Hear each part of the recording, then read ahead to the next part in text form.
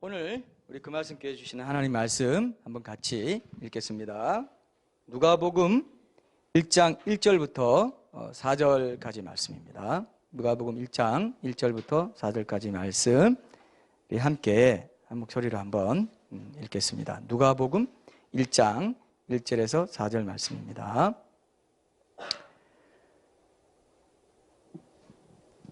제가 1절부터 읽겠습니다. 우리 중에 이루어진 사실에 대하여 처음부터 목격자와 말씀에 일꾼된 자들이 전하여 준 그대로 내력을 저술하려고 붓을 든 사람이 많은지라. 그 모든 일을 근원부터 자세히 미루어 살핀 나도 데오빌로 각하에게 차례대로 써 보내는 것이 좋은 줄 알았노니 이는 각하가 알고 있는 바를 더 확실하게 하려 함이로라. 아멘. 오늘 이 말씀, 오늘 이 말씀의 그 큰 주제만 우리가 다루고요. 서론적으로 다루고 다음 주까지 이 신약성경 부분까지 제가 하려고 합니다. 하나님께서 제가 신약성경 부분은 따로 나중에 시리즈로 하려고 했는데 이번에 역사성 하면서 같이 하는 게 자연스럽고 또 효과적이라는 것을 또 알게 해주셔서 하려고 하는데요. 오늘은 이 부분의 1, 2절 부분에서 우리 어떤 주제만 한번 붙잡고 세속 역사가들이 어떻게 예수님의 실존을 보려고 하는지 이런 것들을 한번 찾아보려고 합니다. 오늘이 이제 마지막 주일 예배, 2015년 마지막 주일 예배인데 여러분 송년 주일 보내면서 감회가 어떻습니까? 아까 우리 다 감사하자 주께 그 찬양도 드렸는데 저도 참 감회가 새로워서 제가 거기 뒤에 보면은 10개 뉴스를 만들었는데요. 미처 뭐 이렇게 설문조사할 겨를도 없고 해가지고 대충 여러분들이 거의 반론을 제기하지 않을 만한 것들 중심으로 해서 이렇게 올려놨는데 혹시 야 왜 이거 빠졌냐 우리 애 뭐 된 거 왜 이거 안 뺐냐 뭐 이런 게 있으면 나중에라도 제보해 주시면 내년에 제가 반영하도록 이렇게 할게요. 뭐 불만 없으시죠? 예, 대충 어떤 좀 은혜로 우리가 하나님께서 이렇게 우리 그 말씀께 공동체에 주신 것들 한번 나눠보는 이렇게 한번 돌아보면서 나눠보려고 했습니다. 아마 기념이 되리라 믿고요. 이것도 또 역사이기도 하죠. 그래서 개인적으로도 한번 보시면서 한 해 한번 돌아보시고 베풀어 주신 은혜 감사하는 시간도 가졌으면 좋겠습니다. 제가 옛날부터 참 좋아하는 말이 있는데 여러분도 혹시 이거 좋아하는 분 있을 겁니다. 혹시 여러분 가운데 친구나 아니면 공동체에서 이런 말 들어봤어요? 야, 쟤는 참 없는 듯이 있는 사람이다. 이런 말 들어봤어요, 혹시?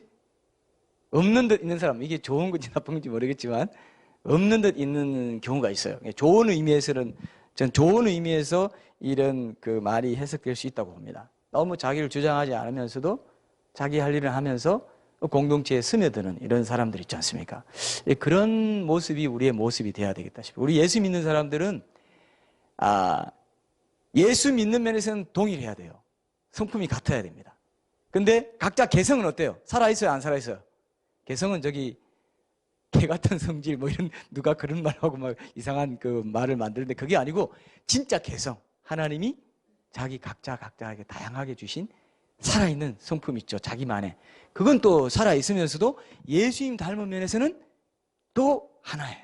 성품이 하나예요.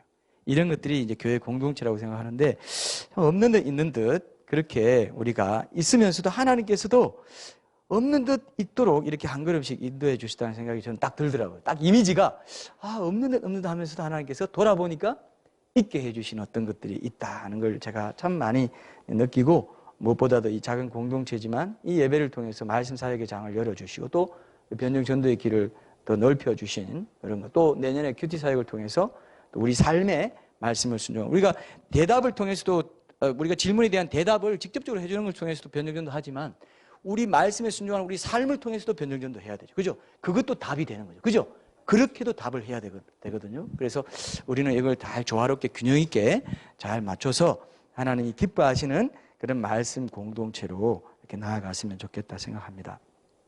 자, 오늘 이제 우리가 나눌 주제도 이게 변증전도에서 참 중요한 핵심적인 테마 가운데 하나인데 이런 말씀 이제 흘려듣지 마시고 혹시 변증전도할 대상이 있으면 동영상도 보내보시고 이렇게 하면 참 좋습니다. 여러분 아주 도움이 되리라고 생각합니다. 제가 어떤 분의 간증을 이렇게 들었는데요. 그분이 예수님께 어떤 말씀을 예수님 어떤 말씀을 들을 기회가 있었나 봐요. 근데 예수님이 이렇게 말씀해요. 요즘 내 사역자들, 요즘 내 성도라고 하는 사람들의 절반 이상은, 제가 그거 듣고 충격받았어요. 절반 이상은 나를 아는 체 아는 것 뿐이지 나를 알지 못한다 그랬어요. 아는 체 아는 사람들이었어요. 여러분, 이게 요즘 심각할 수 있습니다. 한 번도 내 보좌에서 불이 켜진 적이 없는 사람이다. 여러분, 이게 오늘 굉장히 중요합니다. 예수님을 모르는 거예요. 예수님을 아는 거 쉬운데, 오늘 제 주제와 관계 있는데요, 예수님을 역사에 있는 그대로만 알면 돼요. 역사에 있는 그대로만 알면 됩니다. 근데 거기에 뭐 종교적인 게 들어가고 신비주의가 들어가고 뭐 괜한 종교적인 광신이니 뭐니 뭐 하면서 막 억지로 교리적으로 믿으라고 그러고 막 주입하고 말이죠. 인격적으로 준비도 안 됐는데 막 주입하고 막 억지로 끌고 가고 막 이러면 못 믿는 거죠. 지금 우리가 추구하는 게 뭡니까? 왜 우리가 이런 교회를 세웠습니까? 그 수많은 교회 다 있는데 왜 굳이 이걸 세웠을까요? 예, 바로 정말 예수님을 알게 해주고 싶은 거죠. 역사적으로나 인격적으로 모든 면에서 예수님은 이런 분이십니다. 그냥 우리는 자연스럽게 알 수 있습니다. 물론 성령님이 역사하시고 성령님이 인도하시지만 인격적으로 역사하세요.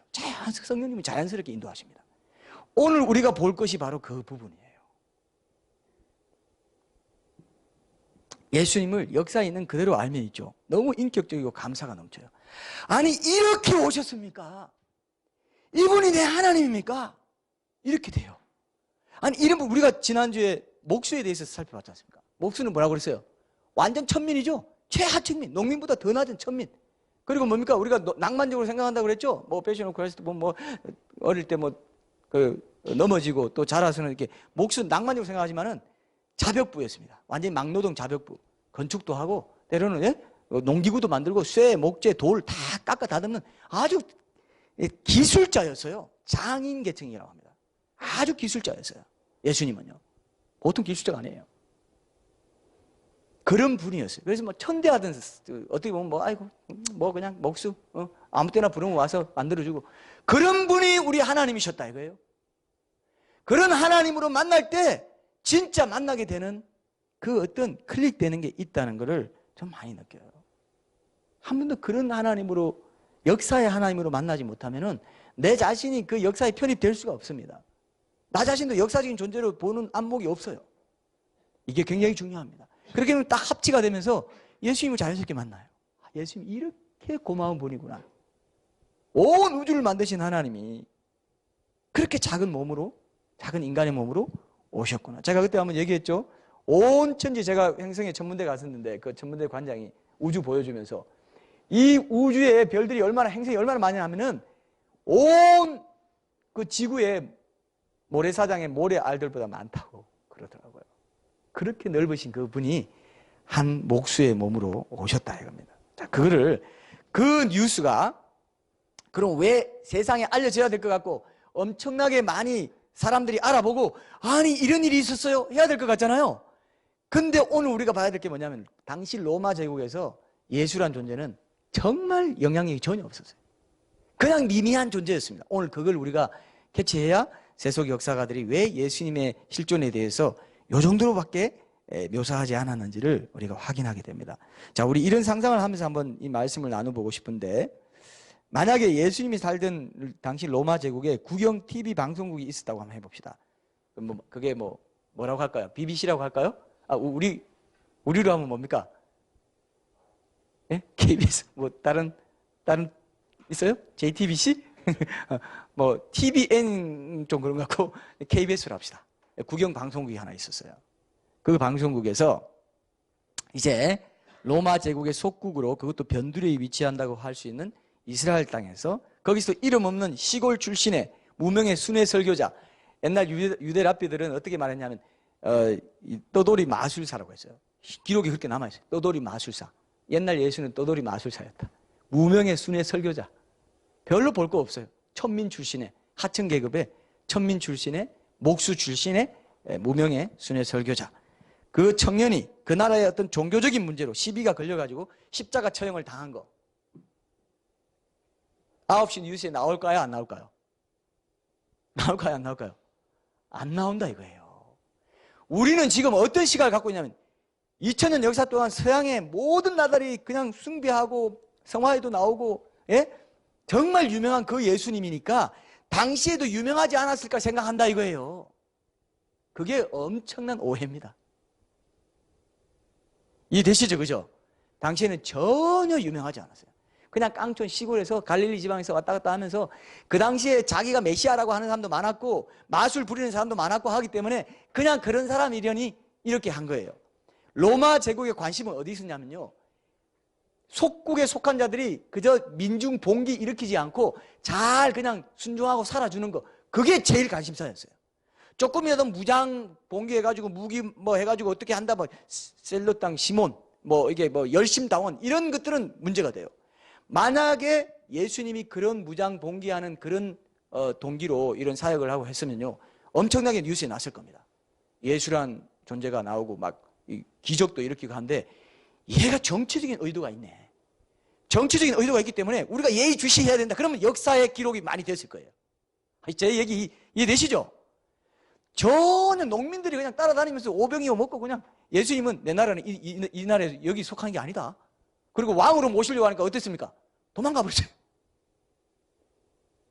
예수님은 아무 소문을 일으킬 수 없는 그런 미미한 존재였습니다. 로마 제국의 관심은 그 당시 역사가들 요세푸스라든지 뭐 스웨토니스는 뭐 타케투스라든지 이런 당대 역사가들은 역사를 기록할 때 그걸 기록할 필요가 없었던 거예요. 예수님에 대해 기록할 필요가 없었어요. 이해되시죠? 그들은 왜 예수님에 대해서 기록했느냐? 이게 중요합니다. 왜 예수님에 대해서 기록했느냐? 자기들의 관심사인 정치적인 문제, 어떤 그런 문제를 거론하다가 어디 민중 봉기가 생긴 거고 뭐가 뭐 세력이 생겨가지고 뭐 문제를 일으켰다 하다가 이런 사람들이 있는데, 그리스도인이라 불리는 이런 무리들이 있는데, 이 무리들은 이 그리스도인이라 불리는 이 그리스도인이라는 명칭의 창건자인 그리스도라는 사람이 십자가 처형을 당하고 본디오 빌라도가 당했는데, 이 사람은 뭐 요란을 일으키고 요술도 부리고 뭐 했는데 뭐 이렇게 하다가 자기들 종교 싸움을 하다가 그냥 죽임 당한 사람이다라고 저기 적혀 있어요. 어때요? 이렇기 때문에 더 실감 나요, 안 나요? 여기까지 클릭이 돼야 그 다음 진도를 나갈 수 있어요. 요게 중요합니다. 요게 중요해요. 그들은 조작할 생각이 전혀 없습니다. 꿀릴 것도 전혀 없어요. 내가 예수에 대해서 별로 좋게 생각하지도 않습니다. 자기가 뭐 메시아니 뭐니 하다가 그냥 처형당하고 자기들 종교적인 문제 서로 분쟁이 일어나고 서로 뭐 종교 지도자들끼리 싸움하다가 서로 이니시티브를 즐기다가 자기들 한 거 속고서 그래 뭐 그냥 처리해, 이 정도예요. 근데 어떤 그런 관련된 것들 속에서 로마에서 뭐 이렇게 네로가 방화 일으켜 놓고 그리스도인들 뒤집어 씌우고 하니까 그리스도인들을 이제 잡는다 하고 하니까 이제 네로 황제한테 무슨 뭐 이렇게 들릴 만한 뭐 역사서를 쓰다 보니까 요 그리스도인들을 잡아가지고 유명을 씌웠는데, 이 그리스도인은 누구의 제자들이다 하는 식으로 말하면서 그리스도를 얘기했는데 그게 역사적인 진실인 거예요. 이해되시죠? 전혀 조작할 의도가 없습니다. 이게 중요해요. 이게 예수님이 왜 역사적인 실존 인물인가를 우리가 캐치해내는데 중요하고, 오늘 우리가 그거 몇 가지 대표적인 거 볼 겁니다. 아주 실감나요. 이 실감나는 걸 붙잡아야 돼요. 우리는 지금 성경에 있는 예수님만 보잖아요. 그리고 2000년 동안 미화되고 종교적으로 그냥 숭앙받던 예수님만 생각하면 진짜 예수님 못 만난다니까요. 진짜 예수님 못 만나요. 그러니까 종교의 예수님을 만납니다. 대대로 이어받은 예수님 만나요. 모태신앙 예수님 만납니다. 정말 인격적으로 나의 하나님으로 만나는 그것이 가장 중요하다는 것을 여러분들 꼭 기억하세요. 당대 지식의 헬라주의가, 헬레니즘이 있던 당대 지식인들은요, 철학에 관심이 많았기 때문에. 근데 예수님은 철학하고는 전혀 상관없어요. 철학에 관심도 없고 그냥 뭐 종교적으로 천국은 겨자씨만한 거 작은 건데 지금은 눈에 보이지 않지만 나중에 자라가지고 천국이 된다 뭐 이런 식으로 가르치고 하니까 철학하고도 관계없어. 세속 철학과도 저는 뭐 철학적인 뭔가 인사이트를 얻으려고 할 그런 가르침도 없다는 걸 알고 있습니다. 그래서 그렇게 별로 관심이 없던 그 여러 가지 면에서 예수님은 하찮은 인물로 취급된 것이 실제 역사예요. 그리고 우리가 또 오해하고 있는 것 중에 하나가, 지금은 정보 시대잖아요. 지금 컴퓨터 시대고 인터넷망이 있고 이렇게 하니까 우리가 뭐 쓸데없는 것까지 다, 여러분 포털 사이트에 들어가 보세요. 시시콜콜한 것까지, 연예인의 잡사까지 다 나와요, 안 나와요? 그런 마음으로 그 당시에 교통도 어렵고 정보 뭐 이 컴퓨터도 없고 아무 방송도 없고 아무것도 없습니다. 시골에서 된 일이 뭐 중앙정부 역사가들이 관심 둘 만한 그런 어떤 정보가 있어서 이렇게 전달력 때문에 이렇게 들을 수 있는 그런 모든 게 차단돼 있고 굉장히 그냥 깡촌에서 일어난 일로 이렇게 생각할 만한 그 일이었다 이거예요. 예루살렘에서 소동이 일어나고 하니까 이제 그런 면에서 기록이 되고 이렇게 된 거예요. 여러분 이 맥락을 이해하시고 꼭 이 입장에서 우리 시대 입장에서 그 당시를 보고 그래도 예수님이 그렇게 유명한데 그때는 굉장히 유명해서 잘 알려지지 않았을까라고 생각하면 오해라 이거예요. 요 포인트를 꼭 잡아요. 내가 항상 하나를 얘기하죠. 오늘 포인트 요거 하나밖에 없어요. 예수님을 낯설게 만날 수 있어요. 역사의 예수님으로 만나야 돼요. 그래야 역사 속에 역사 속에 예수님과 만날 수 있는 그 클릭되는 지점을 내가 발견할 수 있습니다. 그렇게 될 때 엄청난 복음이 쏟아지는 거죠. 이거보다 더 감격스러운 구원의 복음은 없구나. 이런 분을 내가 왜 이전에 심드렁하게 예배했던 거, 심드렁하게 찬양했던 거, 첫사랑이 회복되면서요 놀라운 기적이 일어나요. 이분을 위해서 내 평생을 다 바쳐도 전혀 아깝지 않겠다. 이분이 하나님이야? 네? 여러분 예수님이 실존 인물이 아니면요 예수님이 삼일체 하나님은 성부, 성자, 성령이잖아요. 삼일체 하나님의 그 속성을 빌어서 온 만물이 만들어졌다고 그랬어요. 모든 만물이. 우주도 만들어졌어요. 우주는 여러분 로마서 1장에 나오죠. 우주의 기본 요소 세 가지 요소 뭡니까? 우주의 세 가지 요소 뭐예요? 우주의 세 가지 요소 학교에서 배웠죠?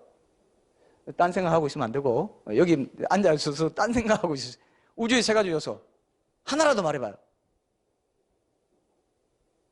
하나라도 말해.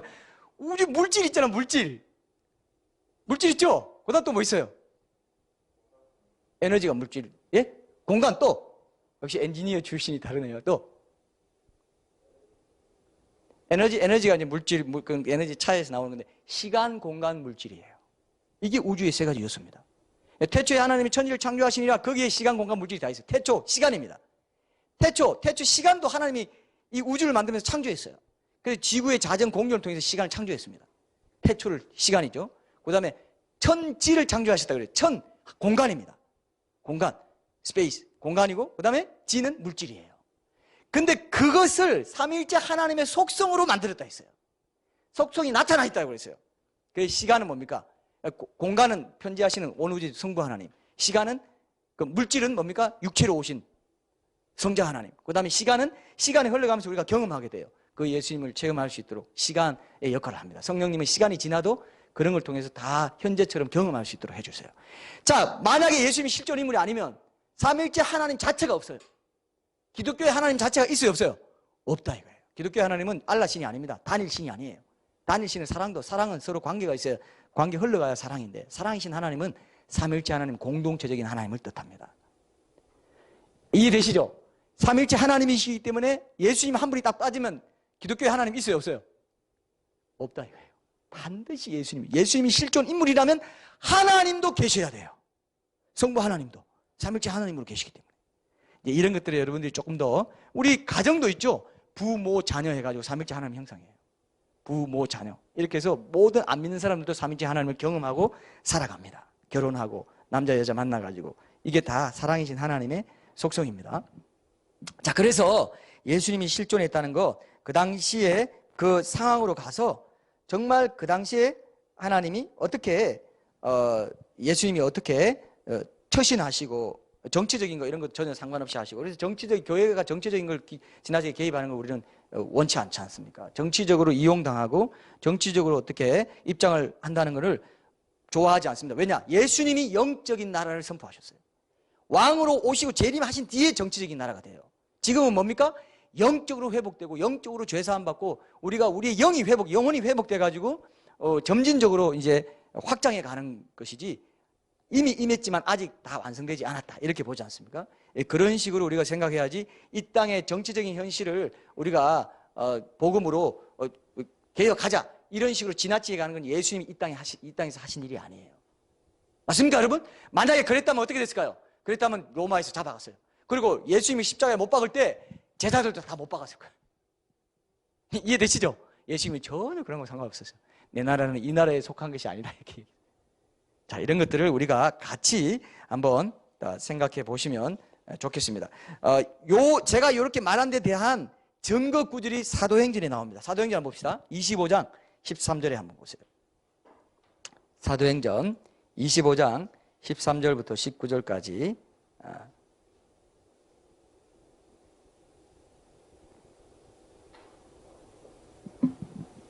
사도행전 25장 13절부터 19절까지 제가 읽어볼게요. 요한복음 뒤에 있죠. 사도행전 25장 제가 읽어보겠습니다. 수일 후에, 자, 당시에 이제 왕들의 이름이 나옵니다. 이게 이제 바로 그 상황입니다. 오늘 이제 배경을 알았으니까 이게 말이 이제 실감 날 겁니다. 수일 후에 아그리빠 왕과 버니게가 베스도에게 문안하러 가이사랴에 와서 여러 날을 있더니 베스도가 바울의 일로 왕에게 고하여 이르되 벨릭스가 한 사람을 구류하여 두었는데 내가 예루살렘에 있을 때에 유대인의 대제사장들과 장로들이 그를 고소하여 정죄하기를 청하기에 내가 대답하되 무릇 피고가 원고들 앞에서 고소 사건에 대하여 변명할 기회가 있기 전에 내주는 것은 로마 사람의 법이 아니라 하였노라. 그러므로 그들이 나와 함께 여기 오매 내가 지체하지 아니하고 이튿날 재판 자리에 앉아 명하여 그 사람을 데려왔으나 원고들이 서서 내가 짐작하던 것 같은 악행의 혐의는 하나도 제시하지 아니하고 오직 자기들의 종교와 또는 예수라 하는 이가 죽은 것을 살아있다고 바울이 주장하는 그 일에 관한 문제로 고발하는 것뿐이라. 이 말의 지금 뉘앙스가 어떻습니까? 내가 짐작하던 거, 뭔가 우리 제국에 영향을 끼치는 거, 뭐 이런 게 아니고 그냥 자기들 종교에 대한 그런 얘기야. 그러니까 나는 뭐 그렇게 크게 상관할 게 아닌 것 같아서 나는 그렇게 흥미 없어. 이런 얘기를 하고 있잖아요. 하고 있죠? 당시 왕들, 분봉 왕들이 이런 얘기를 하고 있었다 이것입니다. 이런 것들을 봐도 우리가 당시에 이런 그 분위기였구나 하는 것을 알 수 있습니다. 그래서 제가 한 가지 우리가 적용을 좀 하고 싶은 게 뭐냐면요. 이렇게 보면 당대 로마의 유명한 작품들 예수 사건이 언급되지 않거나 아주 작게 언급된 거, 이것이 어떻습니까? 오히려 더 역사적인 거예요, 아니에요? 오히려 더 역사적이죠. 정황이 그렇잖아요. 오히려 뭐가 일반 역사에 많이 기록되고 대단한 걸로 기록되면 누가 조작한 거예요. 그죠? 근데 그 당시에 기독교에 대해서 좋게 생각하지도 않고 기독교를 별로 뭐 탐탁지 않게 생각하는 객관적인 역사가들이 이런 일을 다루다가 귀찮은 듯이 이 그리스도인들은 이런 사람에 의해서 하는데 이 사람은 어떻게 한 사람이다 이렇게 한 거예요. 역사가들은 그냥 적지 않습니다. 고정하고 검증해서 적어요. 한 줄을 적더라도 자기 명예가 달려있기 때문에. 그런 것들이 몇 가지 남아있다 이거예요. 그걸 오늘 우리가 찾아보고 결론을 맺겠다 이것입니다. 이게 굉장히 중요하죠. 자, 그러면 한번 여러분들도 뭐 오며 가며 이렇게 들은 적이 있을 수도 있습니다. 그러나 오늘 우리가 한번 이런 것들을 한번 찾아보면은 훨씬 더 한번 정리하면은 여러분들에게 도움이 될 거라고 생각합니다. 오늘 본문을 제가 잠깐 보는데 본문 오늘 주제만 캐치하겠습니다. 1절에 보니까 우리 중에 이루어진 사실에 대하여 처음부터 목격자와 말씀에 일꾼된 자들이 전하여 준 그대로 내력을 저술하고 붓을 든 사람이 많다 했습니다. 2절에 보니까 우리 가운데 이루어진 사실에 대해서 내력을 저술하고 붓을 든 사람이 많았다고 했습니다. 오늘 여기 하나 포인트인데 많았는데 그 많았던 사람 중에 예수님에 대한 이야기를 기록으로 남기려고 붓을 든 사람 중에 비크리스찬이 있을까요? 비기독교인이 있을까요? 있을까요? 없을까요? 비기독교인이 있을까요? 없을까요? 없다 이거예요. 다 예수님께 관심이 있고 크리스찬들밖에 없다 이거예요. 비크리스찬들은 없습니다. 비크리스찬들은 없어요. 당대의 세속 역사가들 중에는 그것만 놓고 뭐 글을 써보려고 한 사람이 아무도 없었어요. 아까 제가 얘기했잖아요. 그 관심사가 그랬기 때문에. 근데 그 사람들이 이제 기록하기 위해서는 어떤 자기들의 관심사, 정치적인 문제 뭐 이런 것들을 기록할 때 그런 것들이 곁다리로 기록됐어요. 그게 오히려 역사적인 증거가 더 의미 있는, 가치 있는 역사적인 증거가 됐다. 그걸 우리가 오늘 제가 오늘 찾아보려고 합니다. 여러분 찾아보기만 해도 분명히 여러분들이 이해하실 겁니다. 자, 한번 보겠습니다. 여러분들이 잘 아는 요세푸스가 있죠, 그죠? 요세푸스는 원래는 유대인, 갈릴리 지방의 유대인 독립군 사령관으로 있었습니다. 근데 전세가 기울면서 이게 예루살렘이 망할 것 같으니까 로마군에 투항해가지고 그런 로마 편을 드는 그런 유대인 역사가가 됐어요. 좀 어떻습니까? 조금 어떻게 중립적인 존재 비슷하게 이렇게 됐는데 유대 고대사라고 썼습니다. 그러면서 예수라고 하는 한 현자가 살았다 이렇게 얘기했습니다. 대중적인 명성을 얻다가 빌라도의 십자가에 처형되었다. 그를 따르는 족속들인 그리스도인들이 여전히 남아있다 이렇게 기록했어요. 그리고 요세푸스가 중요한 거 또 하나 얘기한 게 뭐냐면은 율법 위반을 이유로 그리스도라고 불리우는 예수의 형제 야고보가 대제사장 아나누스와 그가 이끄는 산헤드린에 의해서 처형되었다. 사도 야고보가 있고 예수의 형제 야고보가 있죠. 그죠? 예수의 형제. 근데 당시에 예수란 이름도 제가 흔하다고 했어요? 안 흔하다, 드물다고 했어요? 흔했습니다. 그래서 그냥 예수의 형제라고 해도 말이 안 돼요. 예수의 형제 야고보 하면 예수 어느 예수 이렇게 묻는단 말이죠. 그죠? 그래서 그리스도라고 불리는 예수의 형제 야고보가 처형됐다 이렇게 쓴 거예요. 마음에 이렇게 좀 살짝 감격이 와야 되는데 그리스도라고 불리는 사람이 있었구나. 역사가들은 자기 명성이 있기 때문에 절대로 그냥 쓰지 않습니다. 그리스도라고 불리는 예수가 있었다면 그거 확인하고 적는 거예요. 특히 로마 역사가들. 이해되시죠? 세속적인 역사가들이 그렇게 썼다 이거. 그러면 이거는 객관적인 역사다 이거예요. 자, 그리고 랍비들은 실제로 유대 랍비들은 이제 싫어했기 때문에 그들이 남긴 문헌에는 조작했을까요? 안 했을까요? 예수님을 실존하지도 않았는데 조작해서 있었다고 얘기할까요? 그렇지 않다 이거예요. 랍비 문헌에는 이런 말이 있습니다. 예수가 마술을 행하고 이스라엘을 그릇된 길로 인도하여서 불충한 자로 만들었다. 이런 말이 있어요. 그리고 그에 대한 적대감을 이렇게 이제 드러내면서 예수님에게 이게 불완전한 또 정보도 있어요. 5명의 제자가 있었고 아무도 그를 변호하지 않았기 때문에 사람들이 그를 유월절 축제 전날 밤에 매달았다. 이렇게 정하였어요. 성경에 없습니다. 그들의 유대교 랍비 문헌에 있단 말이에요. 이거는 조작될 우려가 없는 거죠. 자, 이게 또 하나님의 섭리입니다. 사람들이 그를 변호하고 막 그랬으면 십자가에 달려 처형될 수 없었을 것이고 우리 죄를 위해서 돌아가실 수도 없었겠죠. 이런 것들은 이제 섭리적으로 하나님이 정황상 보면은 정황적으로도 맥락이 통한다 이렇게 볼 수 있습니다. 그 다음에 시리아인으로서 스토아 철학자 마라바르 사라피온이라는 철학자가 있었는데 로마 감옥에서 자신 사라피온 아들에게 쓴 편지가 중요하게 남아 있습니다. 그 편지에 예수님에 대한 그 얘기를 써놨습니다. 유대인들이 현명한 왕을 처형하고 73년경이기 때문에 이게 얼마 되지 않았습니다. 그때부터 그 나라를 빼앗겼으니 70년에 빼앗겼잖아요. 73년에 섰기 때문에 그 역사가 그대로 나오는 겁니다. 그들에게 무슨 유익이 있겠느냐. 플라톤 때문에 소크라테스는 아직 죽지 않았다. 헤라스토텔 때문에 피타고라스도 아직 살아있다. 현명한 왕도 살아있다. 그가 준 새로운 율법 때문에. 시리아 그냥 아무 상관없는 이방인 한 사람이 이런 소문 듣고 이런 얘기 듣고 그 당시에 충분히 역사적인 사실로 인지가 됐기 때문에 이렇게 자기 아들한테 써보내면서 역사적인 인물 플라톤, 소크라테스도 역사적인 인물이죠. 그 다음에 피타고라스, 그 다음에 현명한 왕 예수님에 대해서 이렇게 써보냈다 이거예요. 그 다음에 참 중요한 또 그 로마 정치가 플리니우스라고 하는데 서간문 편지를 모아놓은 그 기록이 있는데요. 플리니라고 합니다. 플리니라고도 하는데 61년에서 120년경까지 살았던 사람인데 이 사람이 로마 영토인 소아시아의 비두니아의 지방 총독으로 일하고 있으면서 112년경쯤에 당시 로마의 트라이안 황제에게 보낸 편지가 남아있어요. 여기에 보면은 굉장히 중요한 사실이 기록되어 있어요. 당시 비기독교인의 관점에서 초기 기독교에 대해서 어떤 상황이었는지가 적혀 있어요. 황제한테 보내는 거니까 지방 총독으로 황제한테 보내는 편지는 거기다 상황을 세세하게 알고 보내는 거 아닙니까? 이렇게 돼 있어요. 어떤 그리스도인들을 고발해가지고 그리스도 처형해달라고 총독한테 고발이 오기 때문에 그들을 다 보고 적은 거예요. 자, 한번 제가 짧은 거 한번 읽어볼게요. 초기 그리스도교 신앙이 어떻는지 객관적인 시각에서 이게 기록을 남겼습니다. 그들은 그리스도인입니다. 그들은 자기들의 과실과 죄가 다음과 같은 사실 정도에 불과하다고 주장했습니다. 황제한테 보내는 편지에. 즉 그들은 이거는 전 세계적으로 유명하게 다 알려져 있는 고정된 역사 기록입니다. 일반 사람들도 아는 거예요. 즉 그들은 규칙적으로 어떤 특정한 날을 정해서 해가 뜨기 전에 모여서 그리스도를 하나님으로 경배하고 찬미하는 그런 교송 성가를 부르고 함께 거룩한 서약을 맺었다고 합니다. 그 서약은 어떤 죄도 범하지 않고 모든 절도나 약탈, 간음, 약속의 파기, 그런 부탁을 받고 신의를 지키지 않는 행위 이런 것들을 범하지 않겠다는 약속이라고 합니다. 거룩하게 살았다는 거죠.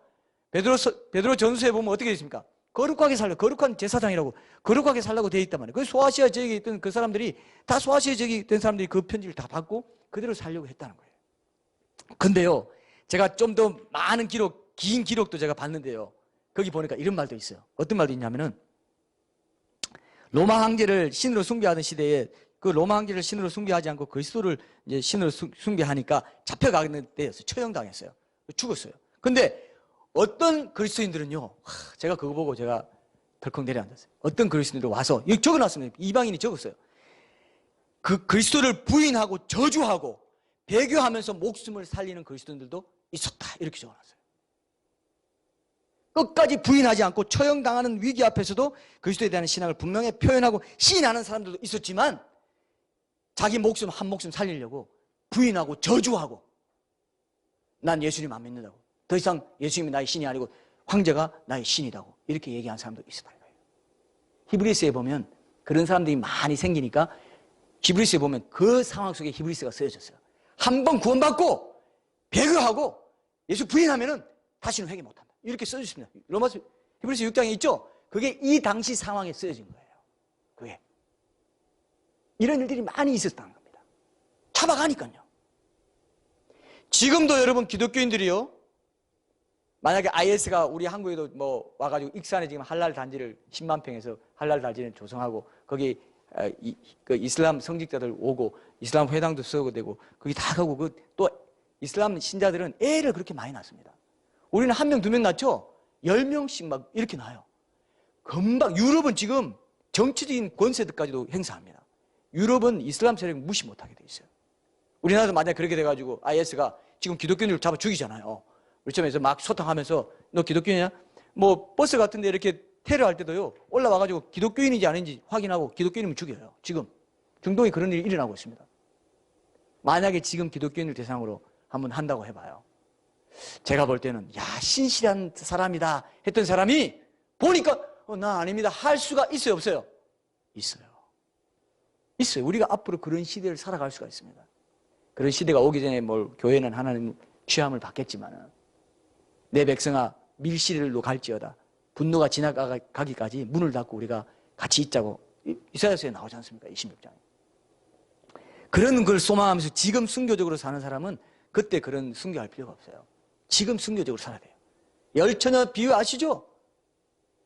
기름 준비한 5처녀는 올라갔습니다. 근데 같은 신자지만 기름을 안 준비한, 순종하지 않고 충만하지 못하고 성령 충만하게 주님과 깊이 교제하면서 살아가지 못해서 사람들은 등불이 꺼져서 남을 수밖에 없는 신자입니다. 신자라고 다 그렇게 되지 않는다고 성경에 되어 있어요. 7 교회 다 되지 않는다고 되어 있어요. 빌라델비아 교회만 온 땅에 임하는 이 시험에 대해 내가 너를 면하게 해주겠다고 그랬어요. 그런 교회가 돼야 되고 나 자신 개인도 교회예요. 그런 신부가 돼야 돼요. 맞습니까 여러분? 그렇죠? 내가 아까 그랬잖아요. 재림하실 예수님을 기다리는 그것이 초림 예수님을 만나는 것과 연결돼야 된다고. 아니면 초림 예수만 기념하는 게 세상이잖아요. 성탄절 크리스마스 다 기념하는 게 뭡니까? 초림 예수만 기념하는 거예요. 재림하실 분은 기다리지 않아. 소망도 없어요. 재림에 대한 말도 안 합니다. 종말에 대해서 말도 안 해요. 천국 지옥 얘기 안 해요. 왜? 이 세상이 너무 좋으니까. 이 세상이 뭐 천국인데요. 얼마나 좋아요. 네.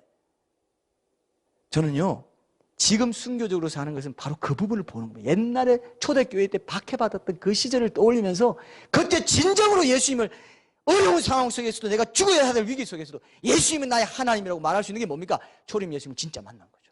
진짜 만난 거죠. 아까 제가 초기 얘기했죠. 어떤 사람이 갔는데 날 아는 척하는 사람들이 절반 이상이다. 내 보좌에서 불이 켜진 적이 없는 사람들이야. 다 가라지다. 이렇게 얘기한다면 어떡하실 겁니까? 진짜로 만나야 된다 이거예요. 우리 자녀든 뭐 나 자신이든 부모든 누구 할 것 없이 정말 준비된 자로 있어야 될 때가 지금이에요. 그 말씀께 1년 동안 말씀 선포한 거 여러분 헛것이 아닙니다. 절대로 헛되지 않을 거예요. 여러분 속에 남아있어요. 그것이 엄청난 자양분이 때가 되면 될 거예요. 맞습니까 여러분? 난 그렇다고 생각하고 제가 이 말씀 준비하면 엄청 많이 힘들거든요. 그래서 또 시간 드린다는 게 생명 드리는 거 똑같은 건데, 근데 하나님 말씀이 진리라고 선포하고 그것을 내가 입증하기 위해서 예수가 하는 거 하나님 위로를 주시는데요. 내가 내 생명이 1000개, 100개라도 나는 얼마든지 다 소모하고 싶습니다. 여러분 1년 동안 저의 생명을 먹은 것이기도 해요. 어떻게 보면요. 그런 것이기도 왜? 하나님 그 생명을 사용해서 진리를 드러내는 게 하나님의 방법이기 때문에 그렇습니다. 저는 최선을 다해서 준비합니다. 얼마나 많은 시간을 드리는지 몰라요. 왜요? 변증은 더 노가다라고 하거든요. 이게 노가다. 차로 쳐다보고 한 번 더 꼽쳐야 돼요. 본문도 다 보지만 한 번 더 해서 결합하면서 적용점을 찾아가지고 먹이려고 하는 겁니다. 헛된 게 아니에요, 여러분. 엄청난 재료가 될 겁니다. 이걸로 앞으로 우리는 동영상 주면서 전도할 거예요. 맞습니까? 주제가 어떤 주제에 걸려있는 사람이 있으면 그걸 놓고 동영상 찾아가지고 지금 주제가 많이 있어요. 주면 풀리면서 변증 전도가 되게 돼 있습니다. 저는 그 일을 우리가 함께 그 일을 한 거예요. 제만 한 게 아닙니다. 이 공동체가 있었기 때문에 제가 그 일을 할 수 있었어요. 맞습니까? 같은 상을 받을 거예요. 제가 받는 상 똑같이 여러분 받습니다. 믿습니까 이거? 선지자의 이름으로 선지자를 영접하는 자는 선지자의 상을 받을 것이라고 했어요. 똑같이 받아요. 이게 축복이에요. 이게 마지막 때의 축복의 비밀입니다. 이걸 보셔야 돼요. 보셔야 돼요. 자, 그래서 배교하는 사람들도 있었다는 게 이제 여기 나왔고, 앞으로 우리가 그 잘못되면은 그 길을 경험하게 될 수 있고 목배임 당한다 그랬거든요. 표가 이제 지금 표가 계속 뭐 사물 인터넷에서 표가 지금 계속 내년에는 이제 그 제가 얘기했죠. 그 신한은행부터 이제 카드 넣을 필요 없어요. ATM 가서 이제 수전 지문만 하면 돼요. 나중에 홍채하면 되고 지문만 한번 등록하기만 하면 돼요. 한번 봅시다 이제. 그러면서 점점점 내 몸 안에 들어올 겁니다. 그래서 이거 없이는 다 매매를 못하게 한다. 요한계시록 13장에 정확히 기록돼요.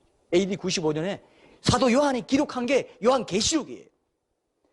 여러분 제가 한번 물어볼게요. 지금으로부터 2000년 후에 될 일을 여러분들이 무엇이든지 예언할 수 있어요?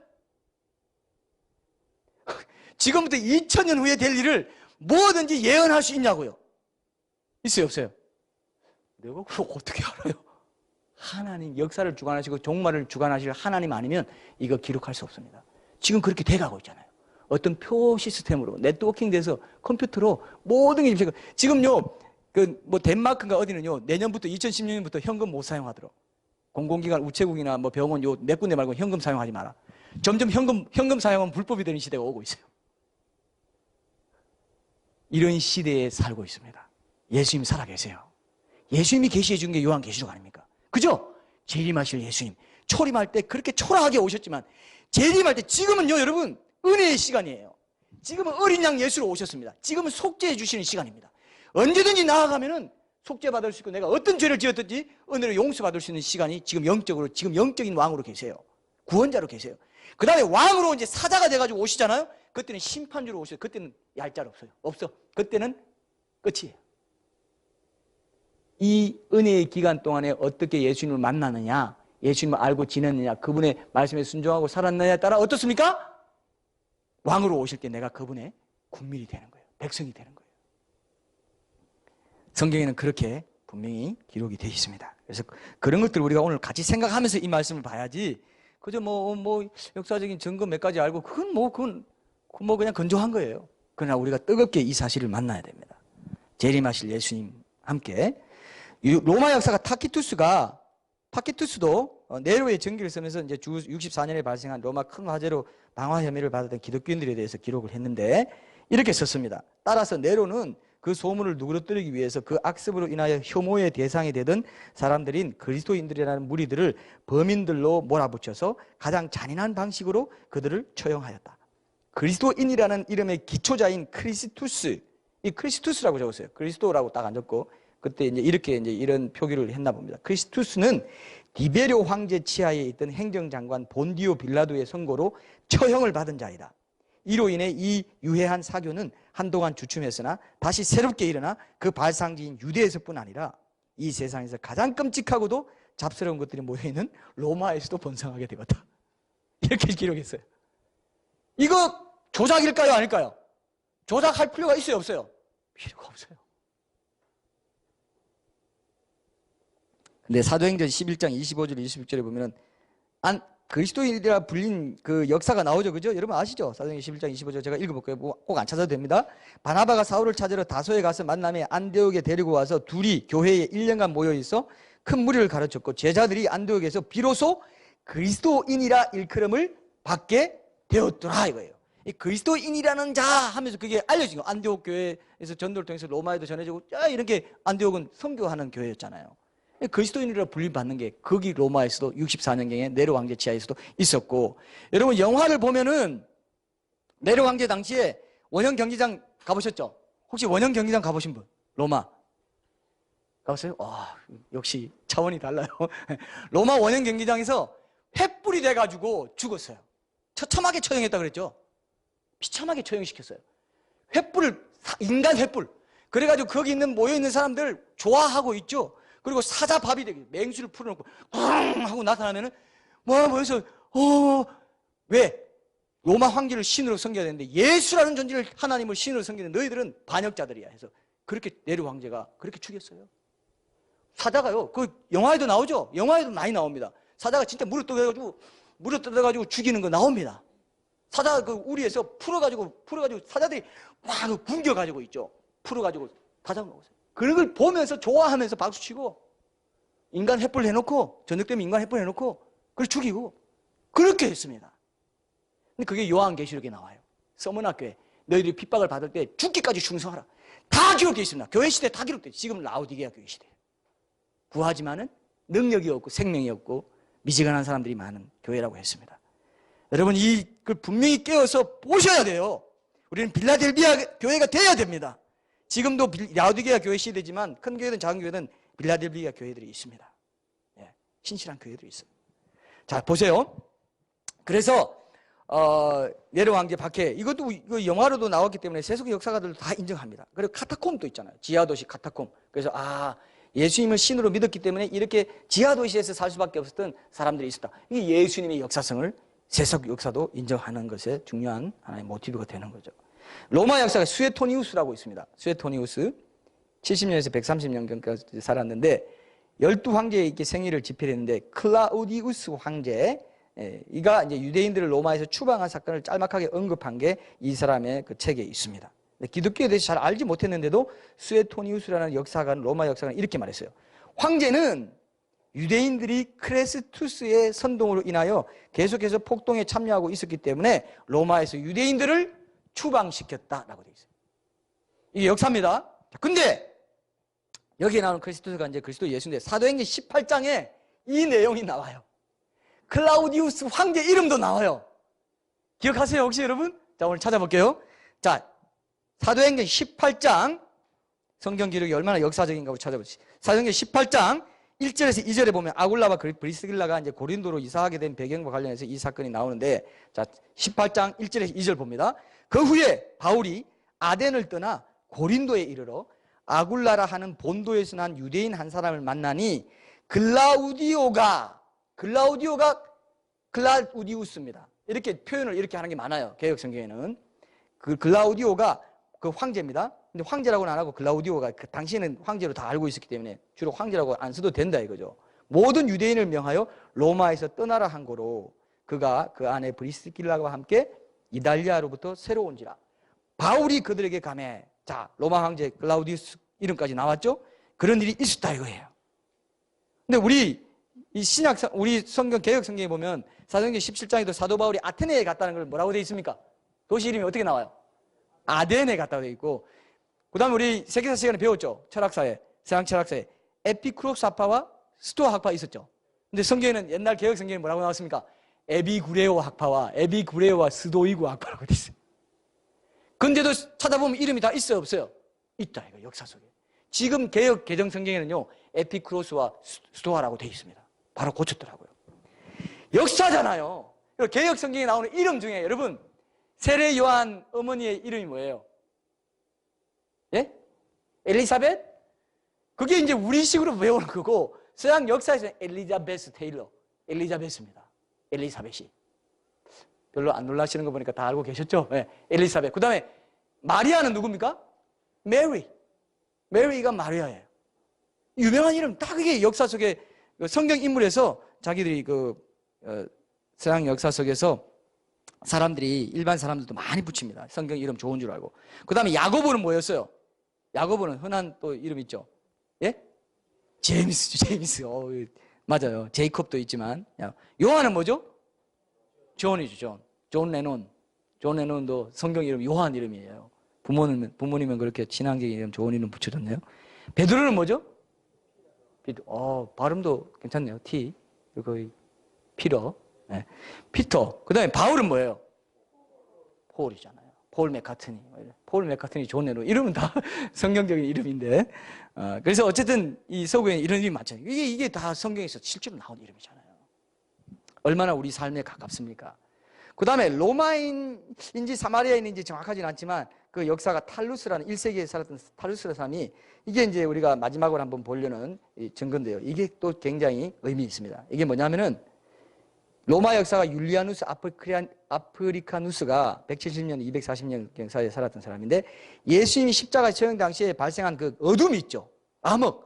여기에 대해서 이 역사가 탈루스가 기록해 놨는데 그 기록한 탈루스의 책은 남아있지가 않아요. 근데 그 당시에는 있었기 때문에 그걸 보고 이 탈루스의 책을 보고 이 아프리카누스가 자기 책에 기록했어요. 탈루스가 이렇게 말했다고. 이해되시죠? 무슨 말인지? 이해되시죠? 요게 또 아주 희한하지 않습니까? 이게 또 귀하잖아요.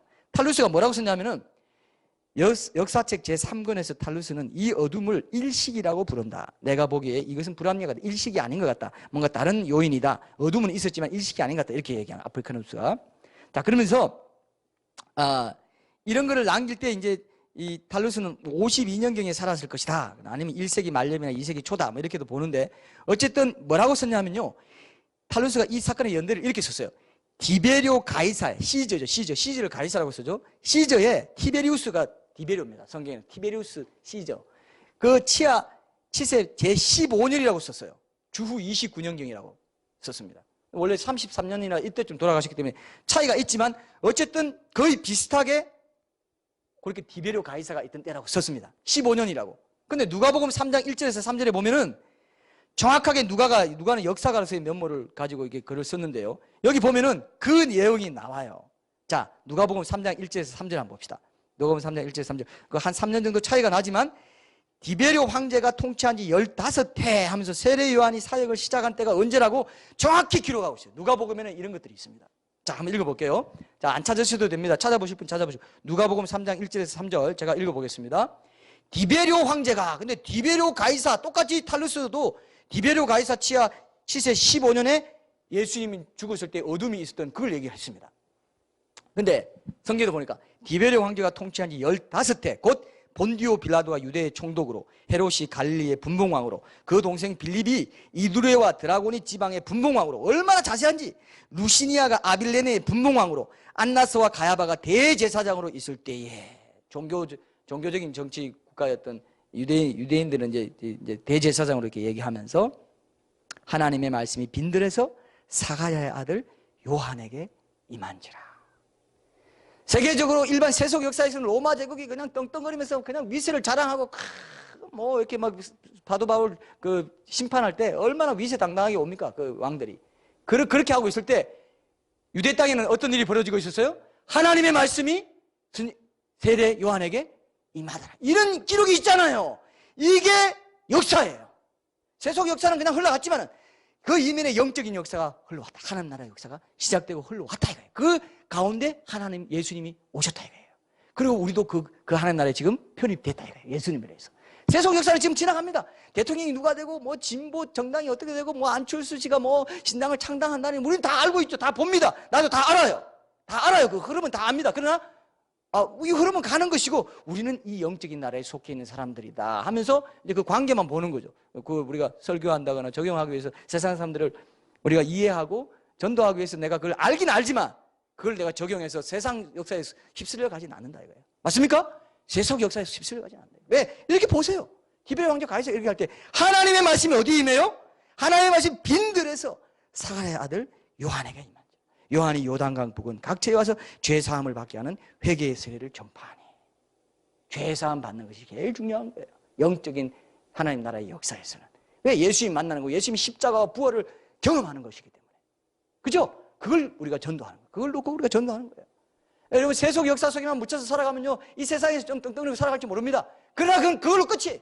죽고 나면 끝이에요. 근데 이 땅에서 핍박도 받고 나름대로 그런 거 있지만 예수님 믿고 예수님 때문에 행복하고 예수님 때문에 내가 힘을 얻고 능력을 얻고 은혜를 얻고 그 예수님의 죄사함의 복음을 전하면서 살아간다면 왕으로 오실 때 나는 왕노릇 한다고 그랬어요. 내 왕의 보좌에 내 함께 앉게 하여 주겠다 그랬어요. 이긴 자는 왕이 된다고 그랬어요. 맞습니까 여러분? 여러분 기쁨이 없어요? 어때요? 기쁨이 이렇게 생겨야 되는데 소망이 생겨야 돼요. 왕이 될 사람이에요. 내가 왕의 위엄을 가지고 이 땅을 살아야지. 이 땅에서는 좀 초라할지 모르고 좀 힘없어 보일지 몰라도 나는 왕이 될 자야. 왕의 위엄을 가지고 죄 짓지 않고 내가 살아야지. 이렇게 돼야 되는 거죠.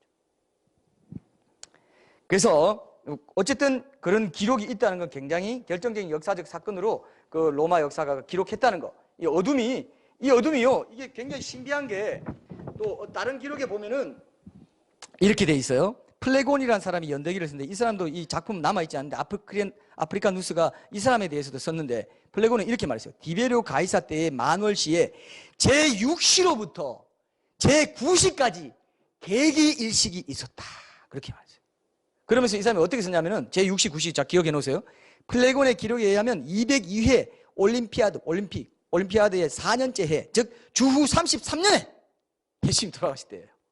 주후 33년에 가장 큰 일시현상이 발생했던 것으로 이렇게 기록을 남겼고 그러면서 이 플레곤 역사가 그렇게 말하면 하루 중 정오에 밤이 돼가지고 심지어 하늘에 별이 나타날 정도로 어두워졌다 이렇게 보고 있어요. 하늘에 별이 나타날 정도로 온 세계에 어둠이 임한 겁니다. 온 세계에 있어 온 지구상에 임한 거예요. 밤이었던 나라는 밤이었겠지만 낮이었던 거예요. 그래서 다른 역사에도 보면요 밤이 3시간 동안 밤이 계속되고 어둠이 임했다는 그런 기록도 딴 데도 나타나 있어요. 제가 그 얘기를 들었습니다. 딴 데도 그런 기록들이 남아 있어요. 아주 신비한 현상이 있었다. 이건 일식도 아닌 것이 어떻게 이런 일이 있었지? 이게 남아 있습니다. 근데 보세요. 제6시부터 9시까지 어둠이 있다는 건 누가복음 23장, 오늘 우리 본문에 23장에 한번 봅시다. 누가복음 23장 44절부터 46절까지에 나옵니다. 23장 44절 46절 제가 읽어볼게요. 때가 제6시쯤 되어 해가 빛을 잃고 온 땅에 어둠이 임하여 제9시까지 계속하며 성소의 휘장이 한가운데가 찢어지더라. 온 땅에 어둠이 있다. 예수께서 큰 소리로 불러 이르시되 아버지 내 영혼을 아버지 손에 부탁하나이다 하고 이 말씀을 하신 후 숨지시니라. 세속 역사에도 기록되었어요. 제6시는 정오입니다. 예수님은 오전 9시 3시에 달리셔서 6시간 동안 고통당하시다가 돌아가셨지 않습니까? 이런 기록들이 남아있다는 거 여러분 기억하십시오. 자,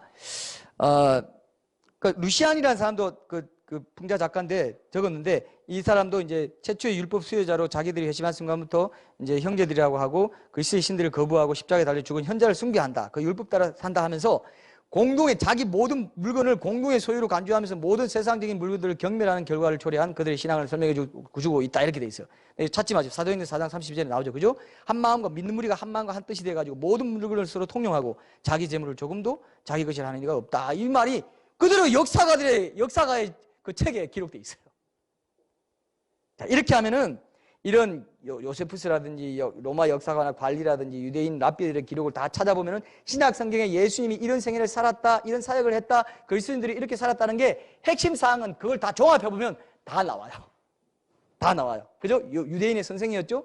치유나 축사, 기적 같은 일을 행했고 어떤 사람은 그리스도라고 믿었고 유대인 지도자들에 의해서 배척당해서 죽었고 본디오 빌라도에게 죽었다고 되어 있습니다. 십자가에 못 박혀 죽었다고 세속 역사가들이 썼어요. 그런데 그런 수치스러운 죽음에도 불구하고 부활했다고 믿는 추종자들이 있었어요. 그래서 팔레스타인 지방을 넘어서 빠른 속도로 세계로 뻗어나갔고 내려왕제 당시엔 로마에도 그리스도인의 사람이 많이 있었다. 그리고 유럽과 소아시아를 포함해서 여러 도시와 시골의 모든 부류의 사람들, 남자와 여자, 노예와 자유인들 이런 사람들이 그를 하나님으로 섬겼다, 경배했다 이렇게 돼 있습니다. 오늘 우리 수의를 본 것도 그죠? 어쨌든 수의가 완전 가짜라고 하지 않고 과학자들 뭐 다 포함해가지고 세속 과학자들 뭐 역사가들 다 포함해가지고 이 수의가 진짜 이거 희한한 거네 해서 팽팽하게 지금 찬반이 돼 있는 것만 해도 그것도 뭡니까? 그것도 세속 역사의 어떤 증거가 되는 거예요. 그 다음에 BC와 AD 주후 주전이 올해가 2015년인 것이 예수님이 나신 해를 기준으로 모든 사람의 생일을 두고 있다는 거 제가 항상 얘기하지만 이것도 세속 역사가 예수님의 실존을 증거하는 거예요. 예수님이 신화적인 존재고 예수님이 없었던 존재면 2015년이고 모든 사람의 생일이 BC, 비포 크라이스트, 그리스도 이전, 주후, 아너 도미나 주의 해 안에 이렇게 되어 있는 건 거대한 해프닝이고 코미디예요. 그죠? 예수님이 진짜 실존 안 했다네. 이게 다 세속 역사에서 예수님이 실존했던 역사적인 인물이라고 증거하고 있다 이거예요. 그리고 오늘 마지막으로 제가 한번 찾아보고 싶은 게 이겁니다. 여러분 누가복음 3장 한번 보세요. 누가복음 3장에 보면은 누가복음은 이방인들, 전 세계 사람들을 위한 복음서입니다. 마태복음은 유대인들이 왕으로 오신 예수님만 했기 때문에 마태복음 족보는 아브라함까지만 있지만은 누가복음 족보는 아담까지 올라가요. 예수부터 아담까지 올라갑니다. 자, 볼게요. 제가 읽어볼게요. 누가복음 3장의 족보를 잠깐 제가 이제 3장 1절부터 보면은 예수께서 가르치심을 시작하실 때에 30세쯤 되시니라 사람들이 아는 대로는 요셉의 아들이니 요셉의 위는 헬리요 하면서 쭉 가면서 34절부터 보면 야곱, 이삭, 아브라함 나오죠. 유대인의 조상. 그 다음에 더 올라가면은 36절에 노아 방주 주인공인 노아도 나오고 38절에 아담이 나오고 그리고 그 위는 하나님이시다까지 나와요. 전 인류 첫사람 아담에까지 이르는 그런 분명한 족보를 가진 실존 인물로 오셨어요. 예수 어느 날 갑자기 하늘에서 뚝 떨어져서 내가 하나님이다 그런 분이 아니고 족보를 따라 정확히 이 세상에 오신 분이 예수라는 거예요. 여러분들 다 족보 있죠? 족보 있어요? 족보 없는 사람을 뭐라고 합니까? 족보 무족보자라고 해요? 족보 없는 사람은 족보가 있지 않습니까? 우리 족보는 모두 어디로 만나게 돼 있어요? 아담 한 사람에게 만나게 돼 있어요. 아담 한 사람에게 만나게 돼 있어요. 그리고 우리 이 사람들은 다 형제예요. 왜? 노아 방주 그 셈족, 함족, 야벳족 그 안에 다 포함되어 있어요. 그래서 세계사 교과서에 보면 인류는 세 인종이다. 셈족, 함족, 야벳족 성경에 그대로 나와요. 노아의 아들은 셈족, 함족, 야벳족이라고. 거기서부터 다 씨가 뿌려졌습니다. 근데 처음에 아라라산에 있다는 거 제가 그때 보여줬죠. 노아 방주가 지금도 있다는 거. 근데 거기서 나와가지고 메소포타미아에서 첫 문명을 이루었는데 거기 나온 그 지역이 인류 최고로 오래된 문명이 시작된 곳이 최초의 문명이 시작된 곳이 왜? 거기서부터 노아 홍수 후부터 지금 인류 역사가 시작된 겁니다. 거짓말입니까? 진짜입니까? 사실일 가능성이 높아요? 아주 형편없어요. 하나도 높지 않은 게 없어요. 생각하고 보면 볼수록 역사예요. 성경은. 예수님은 역사예요. 이거를 모르고 에이 뭐 예수 뭐 그렇게 사람들이 예수해도 뭐 예수 몰라 뭐 그런 게 있겠지 뭐 여러 종교 창시자 중에 한 사람이고 뭐 불교도 있고 뭐 기독교도 있는데 그렇게 알고 한번 살아보세요. 죽고 나면 알게 돼요. 아하, 예수님이 하나님이셨고 예수님이 이스라엘 역사를 통해 왔고 철저히 역사적인 존재였구나를 알게 될 날이 와요. 그때 죽고 나서 알면 너무 늦다 이거예요. 맞습니까 여러분? 예수님이 이렇게 정확하게 우리에게 다가오셔서 내가 너의 구주라고 그렇게 말씀하셨다는 것에서 여러분들이 오늘 결론으로 삼으시고 하나님께서 그렇게 스드반한 소박하고 수드반하고 천민계층의 시골 목수청년으로 오셨다는 게 여러분 마음에 큰 감사와 감동이 일렁거려야 맞아요. 이게 없는 사람은 첫사랑 잃어버린 겁니다. 첫사랑 잃어버린 사람은 예수님 십자가 생각해도 아무 눈물도 없어요. 여러분 믿지 않는 영혼들 자기 이웃 가족 위해 기도해도 아무 눈물도 없어요. 첫사랑 잃어버린 두 징후는 그겁니다. 그 둘 중에 하나라도 있어야 돼요. 예수님이 이런 분이에요.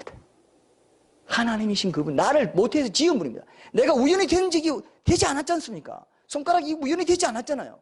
내가 생각하고 사랑하고 느끼고 지성, 감정, 의지가 있는 건 하나님의 형상으로 내가 지어졌기 때문에 동물과 다른 내가 양심이 있잖아요. 잘못하면 두근두근하고 양심이 찔리지 않습니까? 이게 하나님이 살아계시고 그 하나님이 예수님으로 오셔서 내 죄를 다 용서하기 위해서 십자가에 달려 죽으시고 실제로 2000년 전에 죽으시고 그게 역사로 남아있다 이거예요. 역사가들이 힘들어하고 냉소적인 역사가들이 그리스도라는 사람이 있었는데 이렇게 썼다 이거예요. 예수님 정말 실존 인물이면요 그분은 정신병자거나 사기꾼이거나 하나님일 수밖에 없어요. 근데 세계 4대 성인이 올려놨네. 정신병자 사기꾼은 적어도 아니겠죠. 그럼 뭡니까? 하나님일 수밖에 없어요. 또 한 사람 내가 덧붙였다고 그러죠. 신화 전설이다 이렇게 말했어요. 덴마크가. 신화 전설이에요 아니에요? 지금 역사 기록 남아있어요 안 있어요? 남아있다. 예수님보다 훨씬 더 적은 기록으로도 우리가 확실히 믿고 있는 고대 인물들이 많아요. 예수님은 엄청나게 많습니다. 성경까지 다 치면. 목격자도 많고. 자, 이런 것들을 우리가 기억한다면 아하 예수님을 내가 그냥 귓등으로 듣고 흘려서는 안 되겠구나. 예수님이 정말 누구신지 내가 알고 그분을 내가 진짜 진정으로 만나고 진리가 예수 안에 있는 것 같이 그렇게 한 것처럼 역사적인 실존 인물로 만날 때 하나님이 살아계시다는 것도 발견하게 돼요. 예수님이 진짜 실존했던 역사적인 인물이면 그분이 하나님일 수밖에 없는데, 그 하나님이 성자 하나님이면 성부 하나님도 계시고, 지금 내 안에 나를 돕기 위해서 성령 하나님도 지금 우리 안에 임재하고 계시고 살아 계신 거예요. 맞습니까? 이걸 우리가 붙잡아요. 그리고 그분은 곧 다시 재림하신다 이거예요. 이런 부분을 우리가 놓고 좀 더 앞으로 제가 신학성경이나 이런 것도 우리가 참 귀하게 봐야 될 부분들이 많이 있습니다. 이런 것들을 같이 이어서 보면서 또 예수님께 더 깊이 나아가는, 예수님을 경배하고 예수님과 동행하기를 원하고 그분의 말씀에 순종하면서 살아감으로써 재림하실 예수님을 우리가 깨어서 맞이할 수 있는 그 기름 준비한 다섯 처녀와 같은, 깨어있는 다섯 처녀와 같은 그런 복된 성도들이 다 되시길 바랍니다. 우리 찬양하고 기도하죠.